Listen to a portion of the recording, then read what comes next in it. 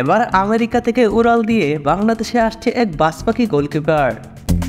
6 foot 3 ইঞ্চি লম্বা এই দানবীয় গোলকিপার বাংলাদেশে আসলে জাতীয় দল থেকে বাদ পড়ার সম্ভাবনা থাকবে মেহেদী হাসান শ্রাবণের, এবং তখন গোলকিপার মিতুল মোরা হবেন সেকেন্ড চয়েস।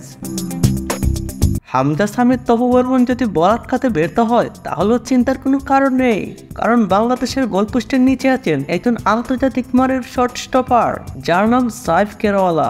শুধু উচ্চতায় নয়, পজিশনিং, সিদ্ধান্ত গ্রহণ এবং রিফ্লেক্সের মাধ্যমে তিনি প্রমাণ করতে সক্ষম হয়েছেন তিনি কতটা নির্ভরতার প্রতীক।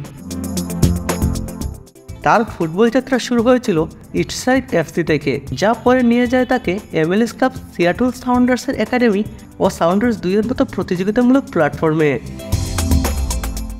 বাংলাদেশের জার্সিতে তার অভিষেক হলে সেটা হতে পারে এক ঐতিহাসিক রূপান্তরের সূচনা।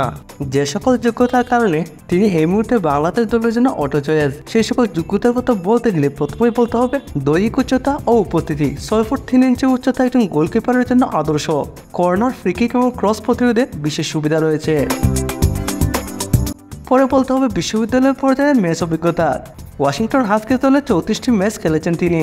টেকনিক্যাল ও মেন্টাল স্ট্রং পয়েন্টস রয়েছে তার। দ্রুত শট প্রতিহত করতে পারেন, হাত ও পায়ের নিখুঁত বল কন্ট্রোল করতে পারেন। ডিফেন্ডারের সঙ্গে দারুণ বোঝাপড়া রয়েছে তার। প্রেসার হ্যান্ডলিং ক্ষমতা তার অসাধারণ। তাছাড়া বর্তমানে ফিটনেস এবং ক্লাব অ্যাক্টিভিটির কথা বিবেচনা করলে সাইফকে দলে নিতেই হবে।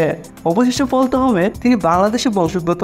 বাফুফের উচিত খুব তাড়াতাড়ি তার সাথে যোগাযোগ করে তাকে বাংলাদেশ জাতীয় দলে নিয়ে আসার ব্যবস্থা করা, না হলে হামজা সামিদ, ফাহমিদুলের মতো তারকা থাকার পরও হারতে হবে বাংলাদেশকে।